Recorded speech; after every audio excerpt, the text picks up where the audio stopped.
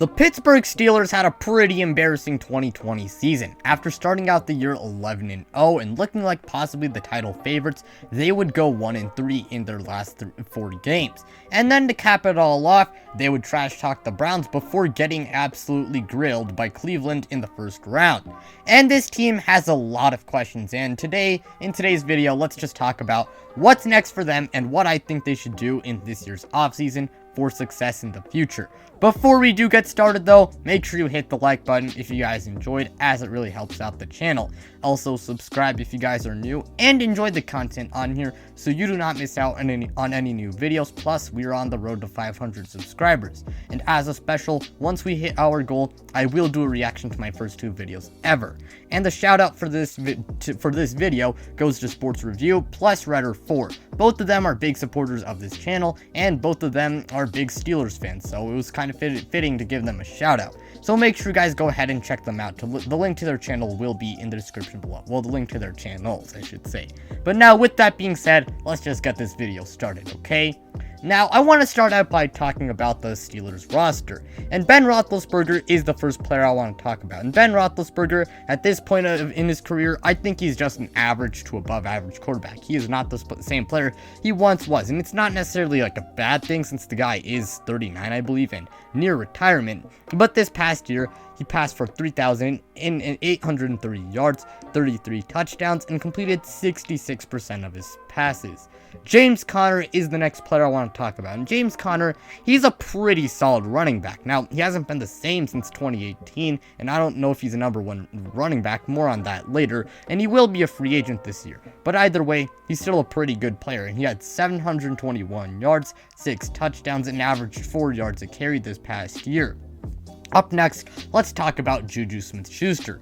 Juju Smith-Schuster, I mean, I know the guy is clowned down a lot, and rightfully so, but he's still a pretty good player. Now, he hasn't been the same since 2018, but then again, I don't think he's necessarily a number 1 receiver. I think he's way more of a number 2 receiver. I mean, more on that later, and he will be a free agent this year. Who knows if they bring him back? But even then, he's still a pretty good player. He had 831 yards, 9 touchdowns, and caught 76% of his targets this past year. Chase Claypool is the next player I want to talk about. And Chase Claypool, he has a really promising and bright future as possibly the team's number 1 receiver. Now, the guy didn't exactly finish the year as strong as the beginning of his rookie campaign, but he was still pretty good with 873 yards and 9 touchdowns. Up next, let's talk about Diontae Johnson.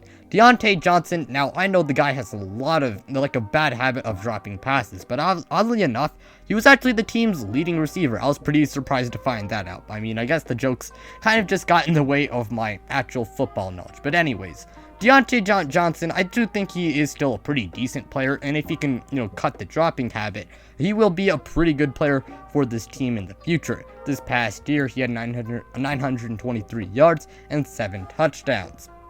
Up next, let's talk about Eric Ebron. Eric Ebron is an okay tight end in my opinion. Now, the guy hasn't been the same since 2018, like James and Juju Smith-Schuster.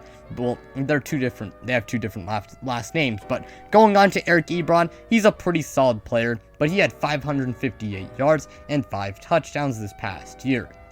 Moving on to the defensive side of the ball, let's talk about Stephon Tuitt. Now, Stephon Tuitt, well, he had a pretty good year for the Steelers. In fact, a really good year. He had a career year with 11 sacks, 2 forced fumbles, and 36 pressures. Up next, let's talk about TJ Watt.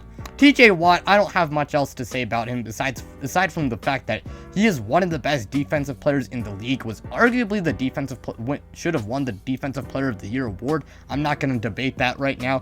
And he did lead the league in sacks with 15. Along with that, he had 2 forced fumbles, 61 pressures, and had 1 interception and 7 passes defended. TJ Watt's a really good player. Not much else I have to say. Up next, let's talk about Devin Bush. Devin Bush, he hardly played this year due to injury, but he is really good when healthy and is one of the a very valuable contributor to this defense. Bud Dupree is the next player I want to talk about, and Bud Dupree was having another really good year, but unfortunately, he did get injured, so that does really suck. He will be a free agent. Who knows if he returns to the Steelers or not. But in 11 games this year, he had 8 sacks, 2 forced fumbles, and 28 pressures. Joe Hayden is the next player I want to talk about. And Joe Hayden, he's one of the most underrated cornerbacks in the NFL. And the guy is aging, but he's still really good, as he had 2 interceptions and 12 passes defended this past year.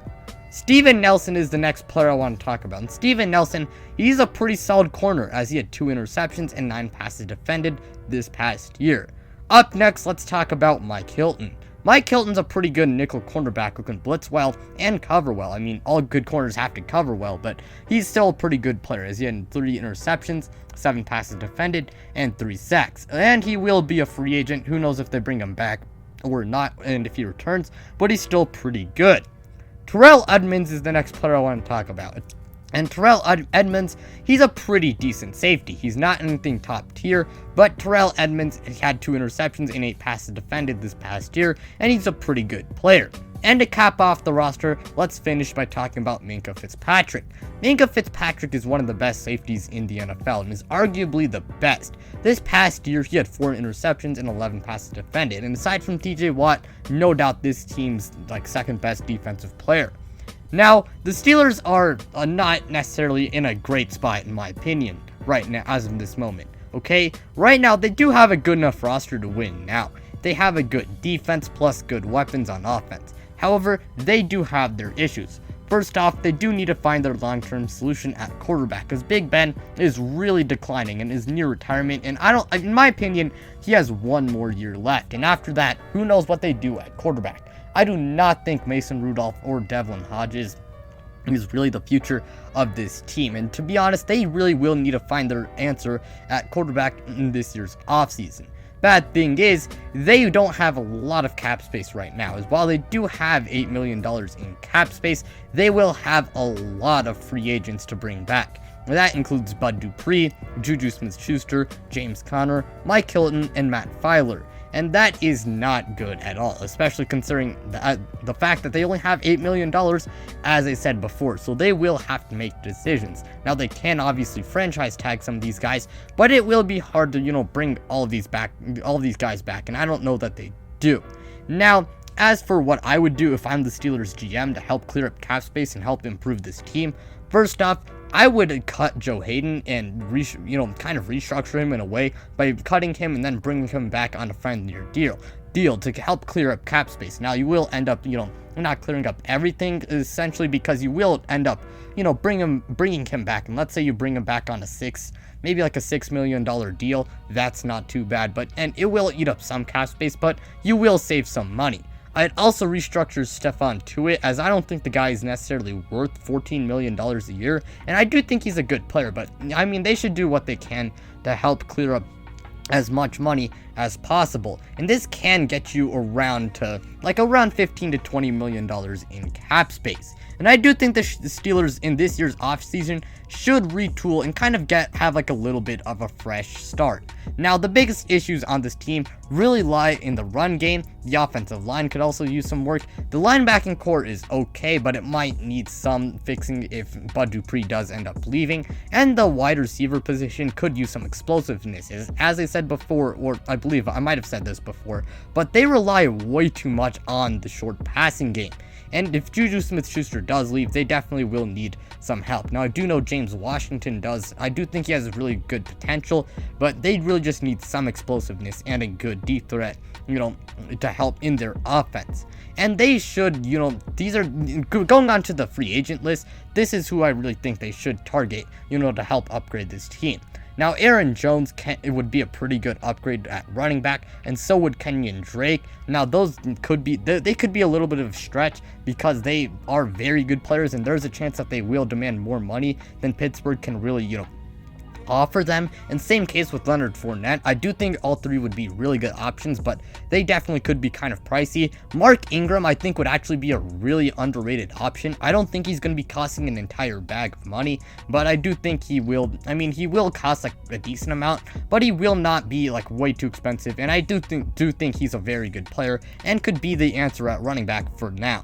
Ted Karras and Austin Ryder would be pretty good when it comes to the center position, as Marquise Pouncey, he did retire, I believe, so, I mean, they will need to find their answer at center, and Ted Karras is very decent, and so is Austin Ryder. Kendall Lamb, Darrell Williams, Taylor Moton, and Kelvin Beachum would be pretty good answers at tackle, especially if Alejandro Villanueva does end up leaving. Bro, I could not say his name at that time. Plus, they are, they're just really good players, and they would really help this offensive line, especially like in the age department. Now, maybe not Kelvin Beachum, but they could also get younger on the offensive line, and they would also, but they would get, especially if Alejandro Villanueva does leave. That's really what I'm trying to get at here. Corey Davis and Will Fuller would also be pretty good receiving options. I'd say Will Fuller's probably the more realistic option, since Corey Davis is probably going to want a lot of money, but Will Fuller shouldn't be way too expensive, and he would add a lot of explosiveness to this group. Levante David, Leonard Floyd, and Hassan Reddick I do think would be pretty good options for this team if Bud Dupree does end up leaving. Now, Floyd and Reddick might want some money, so there's an issue right there, but hey, they are still pretty good players. Levante David, I do think, would be the more realistic option, but I mean, the guy isn't quite as good of a pass rusher as Bud Dupree. And for quarterback, Jameis Winston could actually be pretty good, and maybe they decided to throw him a cheap deal. And I mean, he'd be walking in some pretty decent circumstances. The offensive line, while it's not amazing, it's still pretty good. Well, it's still decent, I would say. Run game, I mean, they should definitely improve it, but assuming they do improve it, that should be good. Plus, they got, good weapons. And they could also possibly trade for someone like Sam Darnold or Gardner Minshew if they can't find, their quarterback of the future in free agency by, signing them. And I do think they still do have some potential. Now, luckily for them, even if they can't make any crazy big splashes, and I don't expect them to make any crazy big splashes in free agency, they do have the draft to look to, and they will own the 24th pick in this year's draft. And I'd take a running back or an offensive lineman or any other weaknesses you have, in this year's draft. Now, Najee Harris could be a pretty good draft target, and so could Sam Cosmi. Najee Harris might be a little bit of a stretch. So could Travis Etienne. I don't know how to say this name, but Travis Etienne, I guess. I'm just gonna say it like that. He would not be bad at all, and so could Jalen Mayfield, especially if they do strike out on a tackle in free agency. And if they want to, just take a quarterback their quarterback of the future, if they can't find one in free agency or trade, Mac Jones would be pretty good if he is available. And if they want to take someone in the later round, Kyle Trask could also be pretty good. But to wrap up this video, I don't know that the Steelers are necessarily in a great position right now, but I do think they can get themselves out of this situation if they can find their quarterback of the future and, clear up cap space. And if they retool properly, I have no doubt in my mind they will be a good team. They can be a contender. Now, with that being said, that will be the end of today's video. Make sure you hit the like button if you guys enjoyed, as it really helps out the channel. Also, make sure you guys subscribe if you guys are new and enjoy the content on here so you do not miss out on any new videos. Plus, we are also on the road to 500 subscribers, and once we hit our goal, I will do a reaction to my first 2 videos ever. Also, make sure you guys go ahead and check out Redder 4 and Sports Review. The link to their channels will be in the description below. But with that being said, I'm out, you guys.